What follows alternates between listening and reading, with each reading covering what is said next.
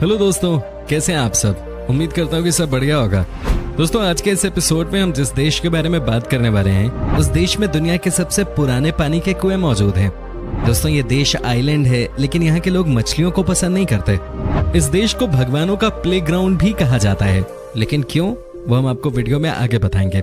दोस्तों, इस देश के कई लोग इसे समुद्र का गहना भी मानते हैं, क्योंकि ये देश है ही इतना खूबसूरत।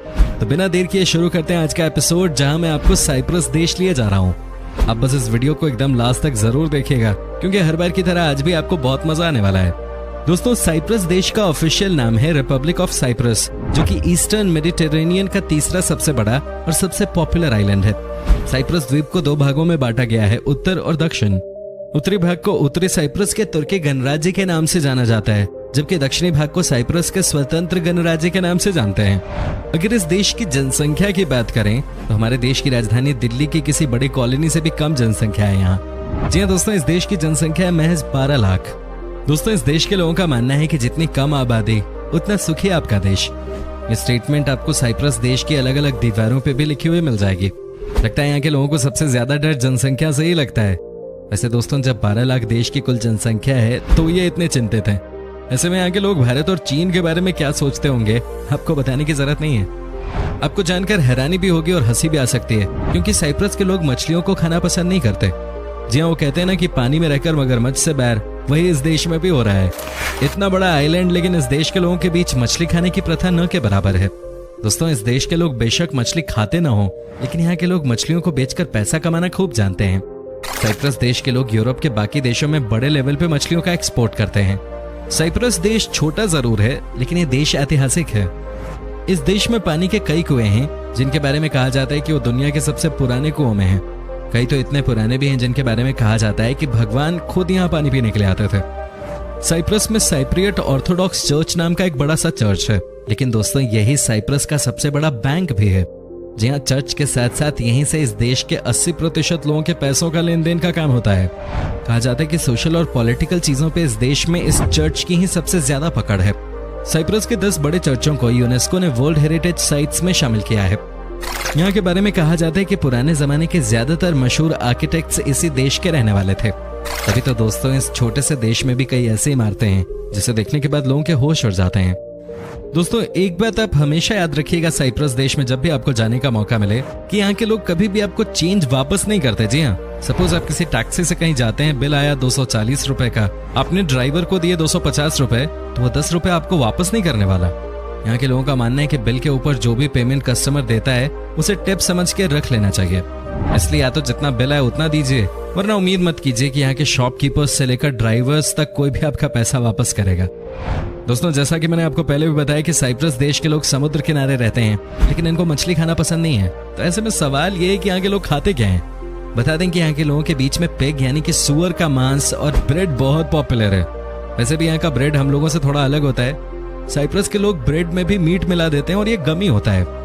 साइप्रस के लोग मेहनती बहुत होते हैं और इसी का नतीजा है कि इतना छोटा सा देश होने के बाद भी यहाँ कई ऐसी चीजें हैं जो कि बाकी के देशों में एक्सपोर्ट की जाती हैं। मछलियों के साथ साथ यहाँ के लोग फल और सब्जियों के भी बड़े एक्सपोर्टर्स हैं। निकोसिया साइप्रस की राजधानी शहर है और साथ ही यहाँ का सबसे बड़ा शहर भी। ये देश का व्यापार केंद्र भी है। दोस्तों, साइप्रस दुनिया का एकमात्र ऐसा देश है जिसने इंग्लिश रॉयल वेडिंग अपने देश से बाहर ऑर्गेनाइज करवाई। मई 1191 में ये शादी किंग रिचर्ड और क्वीन जोआना के बीच हुआ था। कहा जाता है कि उस जमाने में जब इन दोनों की शादी हुई थी तो पूरे साइप्रस को सजा दिया गया था। भाई सजाएंगे क्यों नहीं, रॉयल फैमिली को तो बहाना चाहिए होता है पैसे खर्च करने के लिए। दोस्तों, कई सालों तक साइप्रस हमारे देश की तरह ब्रिटेन का गुलाम रहा। अंत में जाकर 16 अगस्त 1960 को इस देश को आजादी मिले। लेकिन दोस्तों, हैरान करने वाली बात तो यह है कि इस देश के लोग इंडिपेंडेंस डे 16 अगस्त को नहीं मनाते, बल्कि इसकी जगह 1 अक्टूबर को अपने देश की आजादी मनाते हैं। ऐसा क्यों, ये किसी को नहीं पता। दोस्तों, साइप्रस देश के लोगों के बीच में पशुपालन की एक बहुत पुरानी परंपरा है। यहाँ आपको लगभग हर घर के आगे कोई न कोई जानवर मिल ही जाएगा। इस देश में गाय के साथ साथ घोड़े और बिल्लियों को भी खूब पाला जाता है। बिल्ली से याद आया कि यहाँ के लोग बिल्लियों को इतना क्यों पालते हैं। जब आप इस बात को सुनेंगे तो आपको हंसी आ जाएगी। दोस्तों, इस देश में कुछ ऐसे भी आइलैंड्स हैं जहाँ आपको इंसानों से ज्यादा बिल्लियां नजर आती हैं। लेकिन क्यों? ऐसा इसलिए क्योंकि यहाँ पे सांपों की संख्या बहुत ज्यादा है और बिल्ली चूंकि सांप को मार देती है, इसलिए यहाँ पर बिल्लियों को बड़े प्यार से पाला जाता है। दोस्तों, एक बार इस देश का एक आइलैंड जो कि अपने जहरीले सांपों के लिए बड़ा खतरनाक था, वहां पर बिल्लियों से भरी एक पूरी शिप भेज दी गई। जी हाँ दोस्तों, कहा जाता है कि तकरीबन 3000 बिल्लियों को एक आइलैंड पे छोड़ दिया गया। सांप तो चले गए, लेकिन आज इस आइलैंड पे इंसान कम और बिल्लियां ज्यादा रहती हैं। वैसे आपकी जानकारी के लिए बता दें कि ऐसा ही कुछ नजारा जापान के एक आइलैंड में भी देखने को मिलता है, जहां बिल्लियां इंसानों के मुकाबले 3 गुना ज्यादा हैं। साइप्रस के दक्षिणी तट पर स्थित आया नापा एक बहुत ही खूबसूरत और प्रसिद्ध रिजॉर्ट है, जो दुनिया भर के पर्यटकों को समुद्र तटों के शानदार नजारों का लुत्फ उठाने का मौका देता है। साइप्रस देश में आपको बहुत सारे ऐसे कैफे मिल जाएंगे जहां सिर्फ मेल्स ही अलाउड हैं।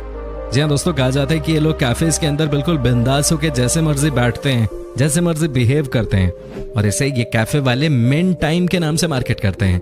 हालांकि यहाँ के लोगों का कहना है कि ये कॉन्सेप्ट बहुत अच्छा है, क्योंकि ऑफिस से लेकर घर तक इन्हें लड़कियों के साथ ही रहना पड़ता है। ऐसे में मेन टाइम का कॉन्सेप्ट इस देश में एक बहुत बड़ा हिट है। आपको क्या लगता है, अपने देश में भी क्या मेन टाइम जैसा कोई कॉन्सेप्ट होना चाहिए? कमेंट करके जरूर बताएं।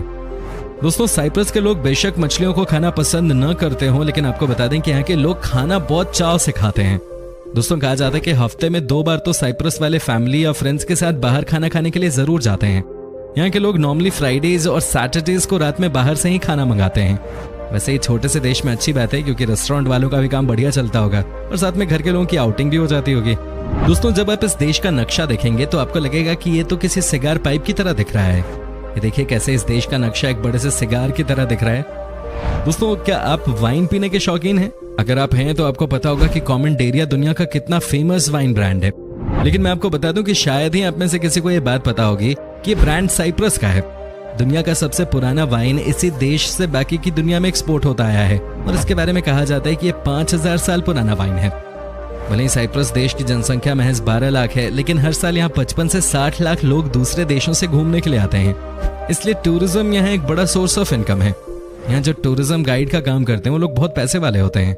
एक तो उन्हें अपनी कंपनी की तरफ से पैसे मिलते हैं, ऊपर से यहाँ की गवर्नमेंट भी दोस्तों टूर गाइड्स को परफॉर्मेंस के हिसाब से पैसे देती है। साइप्रस के लोग बहुत इमोशनल होते हैं। इनका मानना है कि अगर आप अपनी जिंदगी में 100 लोगों को खुशी नहीं दे पाए तो आपकी जिंदगी किसी काम की नहीं है। दोस्तों, तभी तो साइप्रस के लोग सबसे ज्यादा ईमानदार माने जाते हैं। वो अलग बात है कि यहाँ के लोग आपको कभी भी एक्स्ट्रा दिए गए पैसे नहीं लौटाएंगे, लेकिन यहाँ की जनता बेईमान नहीं होती। साइप्रस देश में आपको कई ऐसे पेड़ मिल जाएंगे जिनके बारे में कहा जाता है कि यहाँ के लोग इन पेड़ों को विश ट्रीज कहते हैं। दोस्तों, इनका मानना है कि जो भी यहाँ आते हैं और अपने मन की बात इस पेड़ को बोल के जाते हैं, उन सबकी विशेष पूरी हो जाती हैं। ऐसे ये बातें और इस तरह की मान्यताएं तो हमारे देश में भी हैं। हम भी तो कई पेड़ों के पास ऐसे जाते हैं और अपनी मन की बात बताते हैं। वैसे आजकल मन की बात से तो खैर मोदी जी की ही याद आ जाती है कि नहीं?